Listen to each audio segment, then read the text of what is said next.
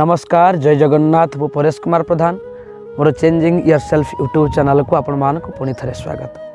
प्रिय दर्शक बंधु प्रिय श्रोता बंधु आम समाज रे संपर्क गढ़ुचे आम अनेक संपर्क तैयारी करुचे आम बंधुता स्थापन करुचे किंतु सामना पटर लोक जदि आमको किसी उपदेश दौची ताले आम ता उपरे रागी जाऊे ता उपरे अभिमान करुचे आ संपर्क को सही कटे दौचे। भगवान आमको ज्ञान देइछन्ति आमको विवेक देइछन्ति आमर ज्ञान द्वारा विवेक द्वारा आम मनुष्य को चिन्हिबा एवं संपर्क को चिरस्थायी करने पई भगवान आमको सदा सर्वदा तांको शास्त्र रे विभिन्न प्रकार पुस्तक आम पढ़ुचे। आसंतु ये संपर्क आउ ज्ञान ए दुईटी मिश्रण आज गोटे सुंदर कथा सुंदर कहानी आम शुणा। जय जगन्नाथ। गोटे गाँव रे गोटे छोट परिवार 3 जन प्राणी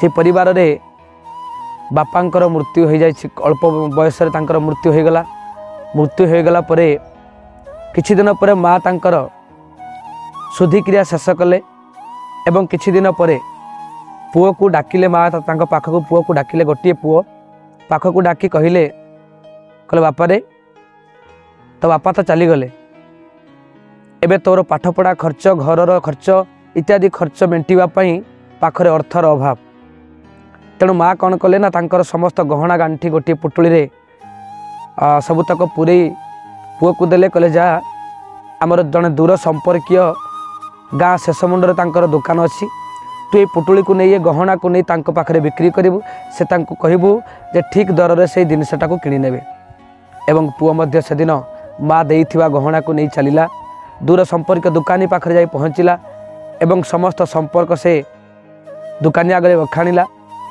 संपर्क को शुणी सारा पर से चिन्हिले पिलाटा को चिन्हिकी दुकानी कौन कले पाखर किसी जिनिस नेले से गहनाटी को लेकर दुकान भीतर को गले पुणी किसी समय पर फेरी आसी कहले बाबूरे वर्तमान मार्केट दर गहनार दर मार्केट रे कम अच्छी तू या नहीं जा तो माँ को दबु आ कहबू कि अंकल कहिसंती जेतेबेले मार्केट रे गहनार दर बढ़िबो से ज्वेलर दर बढ़िबो सेतिकी बेले अलंकार को बिक्री करिवो एवं पिलाटी किसी बुझी पारला नहीं कहीं ना घर अभाव परिस्थिति किंतु अंकल ताको सांत्वना देले एवं तार पढ़ा खर्च तार परिवार जतिकी खर्च अंकल मेंटेबे बोली कहिले एवं पिलाटी को उपदेश देले जे प्रत्येक दिन तांकर पाठपढ़ा शेष होगा परे बाकी तक समय तांकर दुकान को आसीबा पई एवं से किसी काम शिखिबो ता सहित तार हाथ खर्च मेंटेबो।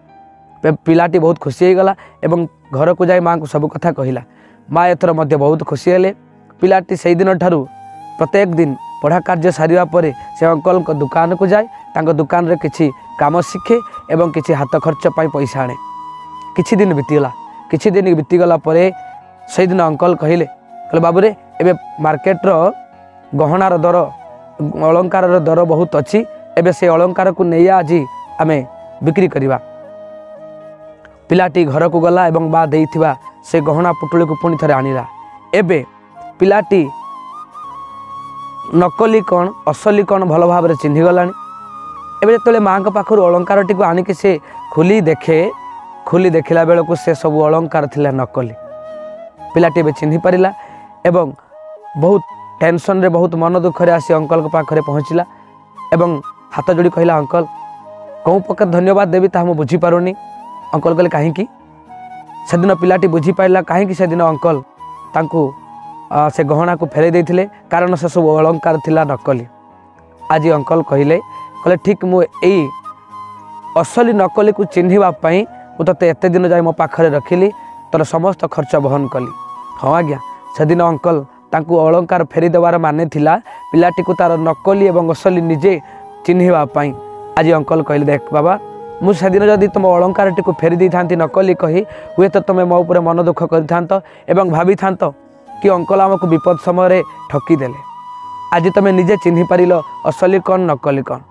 गल्पटी छोट हो पारे। हाँ दर्शक बंधु आम ये गल्पर गोटे सुंदर कथा शिखिले आम संपर्क तैयारी करुचे आम बंधुता स्थापन करुचे किंतु बंधुता भितर थिबा भल मंद को आम के विचार करूना। आम संपर्क रे बांधी हो जाई एवं सामना पटे आम जिते सामना पटर किए जदि आमको किसी उपदेश दौची ताले आम ता उपर अभिमान करुचे रागी जाऊे संपर्कर माने ताहा नुह संपर्कर माने सबकिछि सहीबा संपर्क को मजबूत करी गढ़िबा। द्वितीय कथा आम शिखिले क्या निष्काम भाव में सेवा कर चलतु निष्काम भाव में निजर मानविकतार परिचय दे चलतु देखिए भगवान का आशीर्वाद आपण ऊपर पड़ो जमीती से दिन से दोकानी से पिलाटी को साहाय्य करते। आसतु आम समस्ते मिलमिशि आम जीवन को गोटे सुंदर करी गढ़िबा दुनिया आमको देखि परिवर्तन हम। जय जगन्नाथ जय जगन्नाथ जय जगन्नाथ।